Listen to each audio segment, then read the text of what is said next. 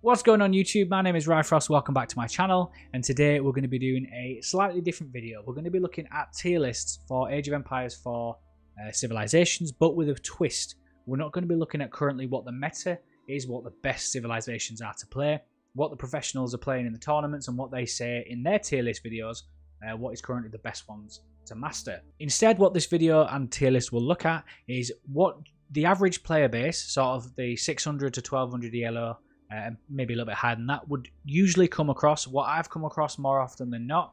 I'm not keeping a tally of every game that I've played, but you do find more popular ones than others. And what for beginners you probably want to start with playing first. Everybody has different play styles, everybody enjoys different things, but also it's a video to sort of prepare yourself and learn if you are coming into that bracket, the most popular sort of civs you want to be going up against, and maybe start preparing for tactics to beat them. Although in this bracket you do find wild and wonderful different techniques, whereas the professionals go down what is best. It is literally down to skill and the play style on the day, on the match. Whereas in this bracket you find a lot of weird and awesome different ways to win a game where you wouldn't expect that in a professional gameplay. So for the record, I'm almost at 400 games played with 212 games won, so I'm a little bit above 50%. I'm in no way the best player, but I would like to say I'm average or slightly better than average in play style. I'm currently sitting at around 1000 ELO on almost every 1v1 up to 4v4. I don't take the game too seriously, but I do like to have fun. I do like to put videos out, and I like to rage when I don't win. So, yeah, I guess we know about that one. But anyway, we're going to start in alphabetical order, and we're going to talk a little bit as to why I've put it in that tier, and then we'll go from there. So, the one that I would say is universally understood and agreed upon in being the worst tier possible is Abbasid, and once again, it is what I generally come across. Not about what is the best, and I very rarely come across Abbasid unless I'm playing it myself or my friends are playing it with me. It's very hard to master, it's got very unique play style, and you don't generally see a lot of players in this bracket playing it. That is one of two things, I think. One of them is that the fact that you only have 2 buildings, and the meta for the average player base in 2v2s, 3v3s and 4v4, they don't sort of harass, they rush in after they've accumulated a lot of units. And obviously Abbasid only have 2 buildings, so if you rush it in with a coordinated army of 2 players out of 4, for example, and you go and hit the main sort of Abbasid town centre and the landmark, it's going to be hard to defend against, especially if you especially if you're also in an uncoordinated 4v4 or 3v3.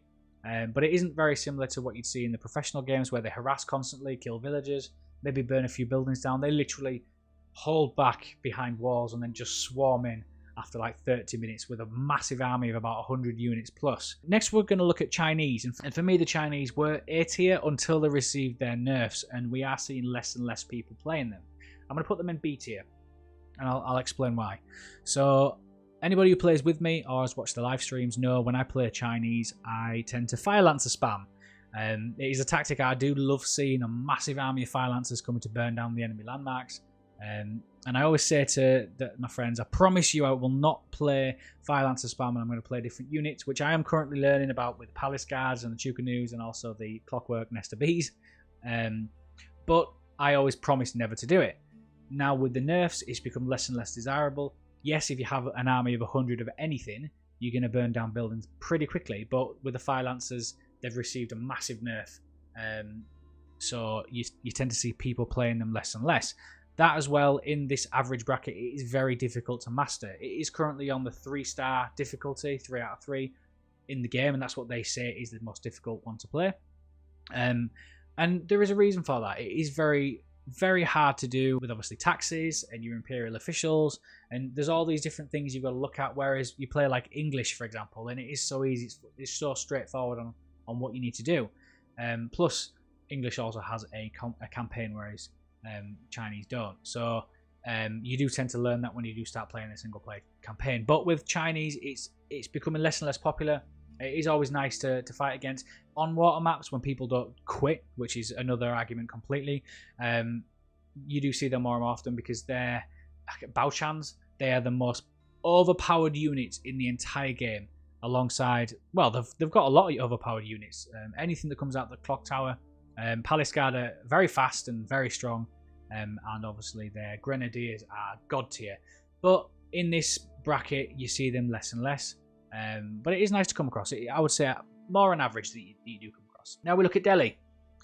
Delhi, I'm going to put in C tier. Delhi have risen in the ranks. I would probably put them in F tier with Abbasid, but because they've received their buffs, you do see more and more people playing them. But once again, what you see in this average sort of matchmaking system for my level, you see all the big streamers and the professional players saying this is the best, and you see a rise of popularity for a certain civilization, and then about a week later you see them going back down to where they were before, because people are trying to play the civilization, like Delhi for example, in the same way that all the professionals play, and they just can't do it.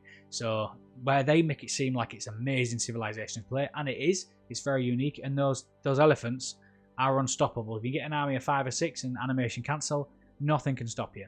But they have received a popular rise. But like I say, you always see a rise in civilizations when people say that they're great.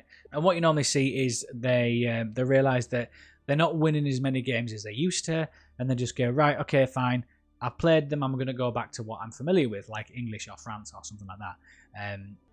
A week after the patch came out, that would probably be A tier if I made that video now, but I wanted to let the dust settle a bit because I had a feeling I'm going to see less and less Delhi. And in fact, I have. It's very rare to see Delhi players now. You do see them a little bit more on Confluence and Boulder Bay because they do dominate the water very early on.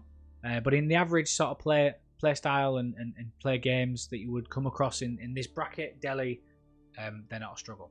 Let's look at English. Now, English for me, S tier, 100%. I come across so many people playing English.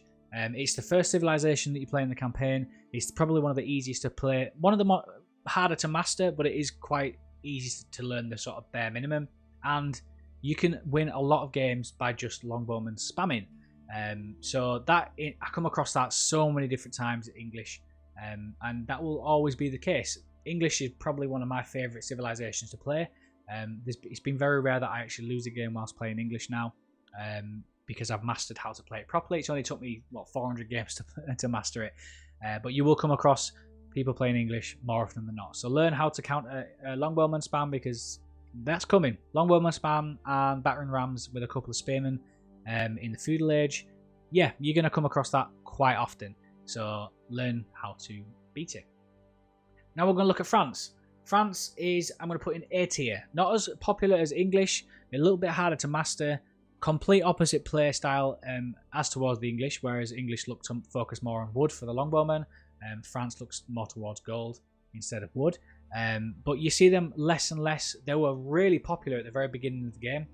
But as people have learned how to play different civilizations like Mongols, Rus and things like that, France has become less and less popular. Although for me, if we were going to look at efficiency and most powerful, which I might make a separate tier list for that in regards to what is the most powerful civilization to play in this bracket, I would put France in S tier. But in the sense of coming across and fighting against French players, French civilization players, shall I say, it's becoming less and less popular, and it is a lot easier to. And I think the reason why is because they're very easily to counter. Whereas with English, it's hard to sort of get hold of a longbow. Like you can't chase after them. The only thing you can sort of chase after a longbowman is with horsemen. If you mix in spearmen and longbowmen, it's sort of hard to counter English very early on. Whereas with France, the majority of their early pressure is with knights. Whereas you just build 10 spearmen. They cost a lot less, and they're more powerful than the French units. And the French cost 120 gold or something like that, and 100 food. Don't quote me on exactly how many resources it takes, but it's very hard to sort of get a big force early on and do a harass if you just get spearmen. And that's probably why it's less and less popular now, because people are learning how to counter French players, whereas with English players, it's a little bit harder to counter, because longbowmen fire from miles away and spearmen defend them. So that's probably why you see less and less. Later on in the age, so age 4, once you got the Royal Artillery and the elite Royal Knights, they are unstoppable. But especially in sort of 1v1s and 2v2s, it's very rare that you get to Imperial Age. But if you do go against them in a 4v4, keep an eye on them, because you will, before you know it, have an army of elite Royal Knights at your doorstep, 80 of them plus. and they will destroy you. But in the average sort of player style, you don't see them as often, but they are still popular. A lot more popular than China. Now we look at Holy Roman Empire. Now we're going to put that in A tier as well, because Holy Roman Empire have seen a massive popularity boost. They're probably one of my favourite civilizations to play when I first started, along with English. It was those two on the top. But you sort of seeing more and more play in them, but you don't see them always being played. But it is a quite common sort of play style. You get relics, you go for the Aachen Chapel, and you just get to Castle Age really quickly, and then you get your relics, and then you get into Imperial Age, and then you just dominate with the Man-at-Arms and the Landsknechts. I hope I say that right. But they are very popular, and you will come across them more and more often the higher that you go, because and this is an example of one of the crazy tactics that I was talking about earlier. So the other landmark, not the Aachen Chapel, is it the Minework Palace? Or something along that. I can never remember what the landmark is. But the one that gives you technology bonuses, I've been seeing people rush with Man-at-Arms because they are very strong early on, and Longbowmen can't beat them.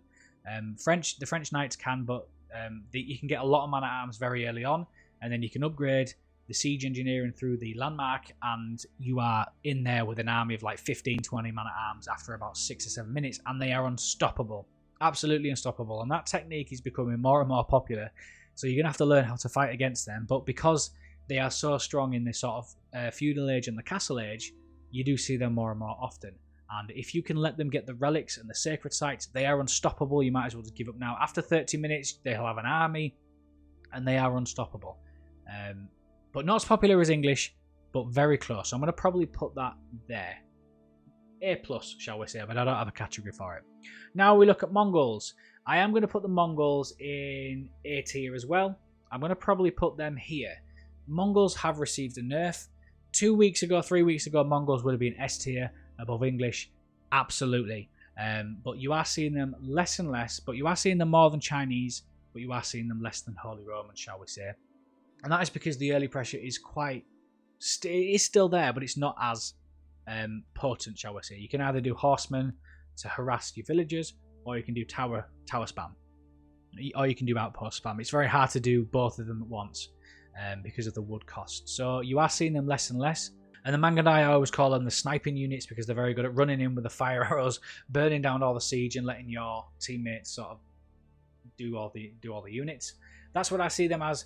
They are very strong if you go down the Man-at-Arms route, and you can obviously get the upgrade with siege engineering through the OVO and get them to build mangonels and things on the field.